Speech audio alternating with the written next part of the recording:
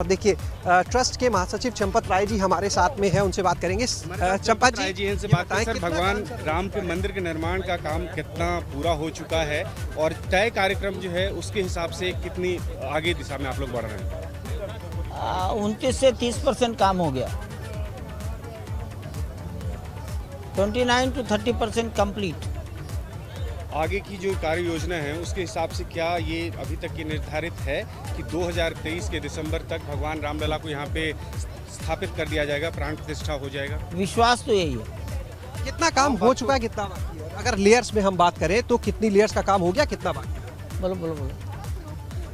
Sir, ये बताएं कि अभी नींव से लेके अभी तक कितनी दूरी है ये तय हो चुकी है, और जो पत्थर का आप बता रहे थे जो दक्षिण भारत से आया है, कितने ऐसे पत्थर हैं? तो यहाँ पर आप देखिए उनसे हमें बात करनी चाहिए। उन्होंने कुछ चीज़ें बताई कि लगभग 30% काम के बारे में उन्होंने जानकारी दी। इसके बाद हम और चीज़ों की भी अभी उनसे जानकारी लेंगे। यहाँ पर जब तक कुछ और तस्वीरें जो हैं आगे चलते हैं दिखाते हैं, उसके बाद पदाधिकारियों से भी इस बारे में हम बात करेंगे यहाँ पर।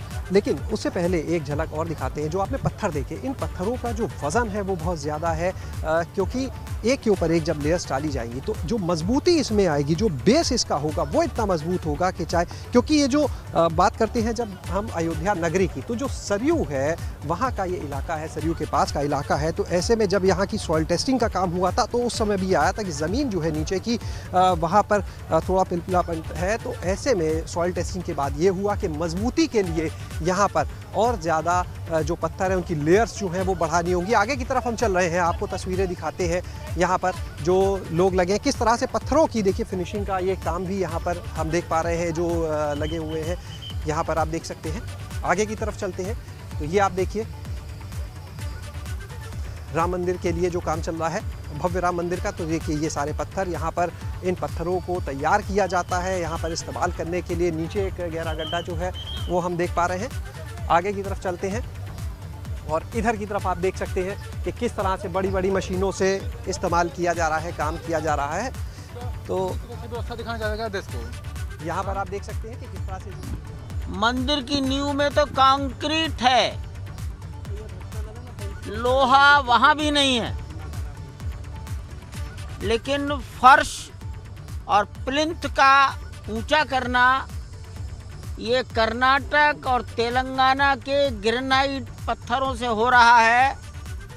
मैं भी ग्रेनाइट के पत्थर से सटकर खड़ा हूं, आप उन पत्थरों के ब्लॉक देख रहे हैं। ग्रेनाइट के ये पत्थर, एक पत्थर उसे हम एक ब्लॉक कह सकते हैं। ग्रेनाइट का एक ब्लॉक लंबाई में 5 फीट लंबा, 2.5 फीट चौड़ा और 3 फीट ऊंचा है। एक ब्लॉक लगभग 2.5 टन का है और 37.5 37.5 घन फुट आकार एक ब्लॉक। ग्रेनाइट के ऐसे 17,000 ब्लॉक लगेंगे।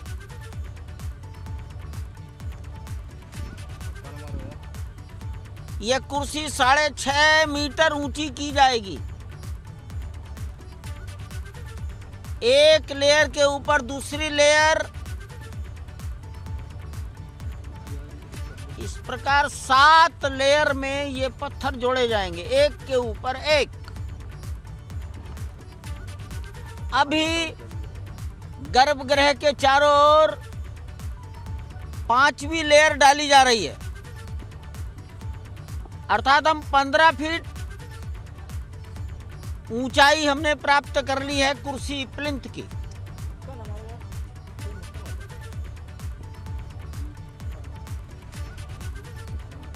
जमीन के नीचे जो कुछ हुआ है वो आप पहले देख चुके हैं। मंदिर के पश्चिम दिशा में हम जहां खड़े हैं वो मंदिर का पूर्वी कोना है। पश्चिमी दिशा में सरयू नदी का प्रवाह है। लगभग 500 मीटर दूर पश्चिम में सरयू बहती हैं। यहाँ की भूगोल में एक और भी अंतर है। आप जिस सड़क पर खड़े हैं वो पूर्वी कोना है। अगर हम पश्चिम की सड़क पर खड़े हो जाएं तो पूरब से पश्चिम की सड़क 10 मीटर ढलान पर नीचे है, अर्थात पूरब से पश्चिम में लेवल का अंतर 10 मीटर है। अगर तेज बारिश होगी तो पूरब से मट्टी कटकर पश्चिम में नदी में चली जाने का खतरा है। इसलिए इस मिट्टी ऐसा मान लो कि 29 से 30% काम हो गया और ये मंदिर के निर्माण को शुरू करने के पहले का तीसरा चरण हो रहा है। गर्भगृह पर लगभग पूर्णता की ओर है और बहुत जल्दी 1 महीने में, 1.5 महीने में, यानी 40-45 दिन में नक्काशीदार पत्थरों को रखना, इंस्टॉल करना शुरू कर देंगे। शेष काम साथ साथ साइमल्टेनियस चलने वाले काम हैं, चलते रहेंगे। मुख्यमंत्री जी आए थे, आप लोग रहे, उन्होंने भी कुछ चर्चा की होगी आप लोगों से पूरे उन्होंने पूछा, जैसे मैं आपको बता रहा हूँ ऐसे उनको बताया।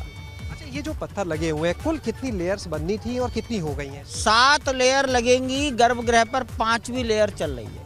इन पत्थरों की खासियत के बारे में अगर जानना चाहे, काफी भारी ग्रेनाइट है ये, तेलंगाना और कर्नाटक का ग्रेनाइट है। इससे कोई ज्यादा मजबूत पत्थर हो ही नहीं सकता। यानी भविष्य को ध्यान में रख करके कोई भी चाहे आपदा की भविष्य को ही ध्यान में रखकर हो रहे हैं और 1000 साल की आयु कैसे हम प्राप्त करेंगे इसके बारे में 4 लोगों की सहमति से काम हो रहा है। देखिए यहाँ पर क्योंकि प्रतिमा विराजमान है, क्या उसी प्रतिमा को यहाँ लाएंगे या अलग प्रतिमा? इस बात को कम से कम आप लोग तो समझ नहीं सकते। थोड़ी समझाने की कोशिश की तो जिसने समझा वो मेरे से ज्यादा समझदार था, उसको मैं क्या करूं? एक बार आप हमारे माध्यम से नहीं। जो लोग भी जानना चाहते हैं, हम खुद भी जानना चाहते हैं।